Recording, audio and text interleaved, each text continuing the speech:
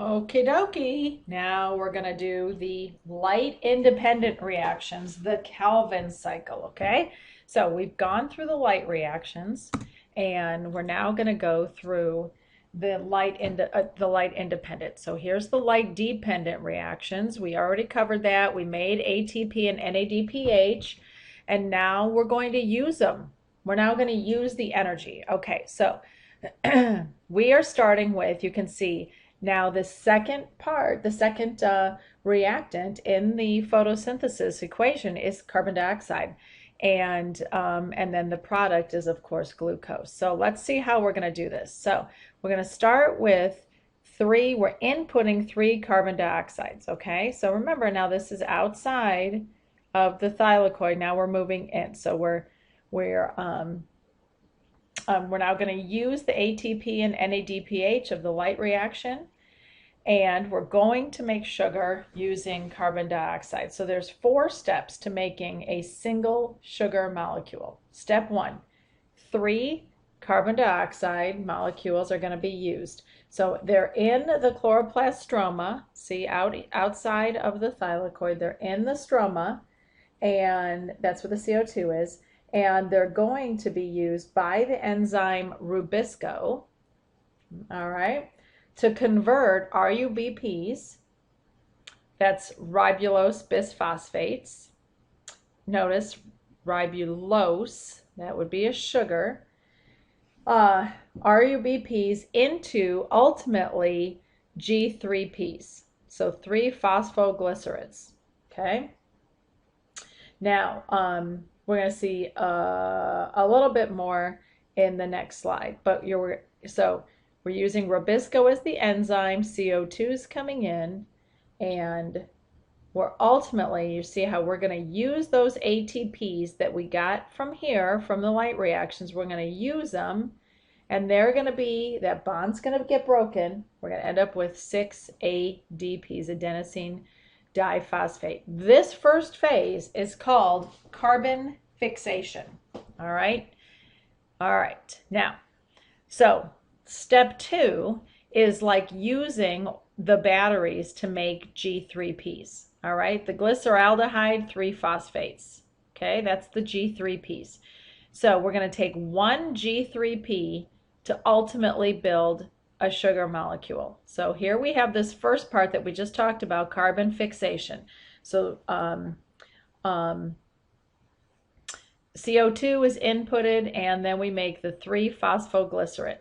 ATP is used, and then ADP is released. So what this is a shifting and a changing. See how we have 6 of these, and here's a phosphate group, and we end up with 6 of these, and now there's 2 more, there's another phosphate. Well, those 6 phosphates, okay, because they're not free phosphates from here. We took 6 phosphates off here, and now we put them on here. So we put them on here, and you can see now we have 1,3 bisphosphoglycerate, okay?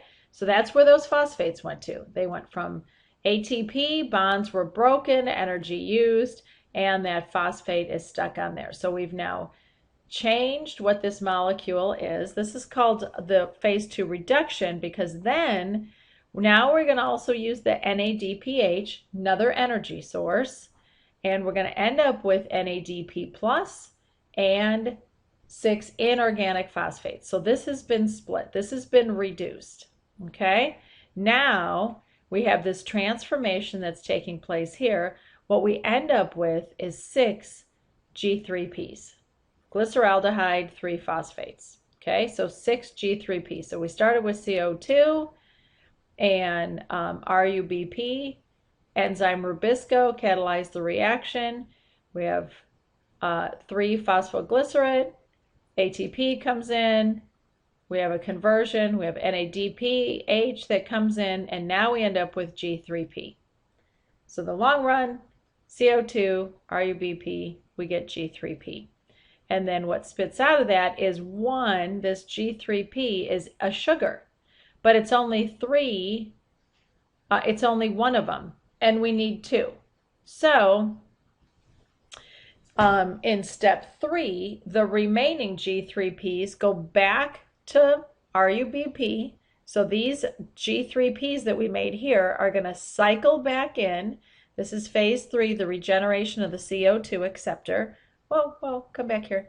Okay, so, and it cycles back in. Now we're going to use 3 more ATPs, and you can see there's one phosphate group here, and now we have another phosphate group coming in here. So we have 5 3-carbon molecules, and we end up with 3 5-carbon molecules. So what's happening is, and you don't have to memorize this, but these carbons are shifting around these molecules. What these structures are, they're moving all over the place, okay?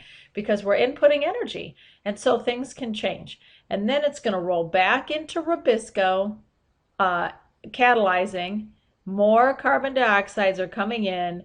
We're adding more. We're going through the cycle again, and ultimately we're going to spit out another one. So we're going to make the second half, because here we only have 3 3 sugars.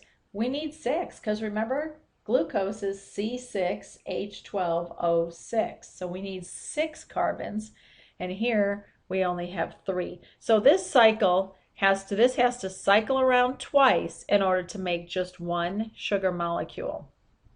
Now, ultimately, what the sugars are going to be needed, they're going to be needed to feed the whole plant or the algae. So what's going to happen is the sugar will be, quote, consumed in the process of cellular respiration. So we don't use glucose. Plants don't use glucose.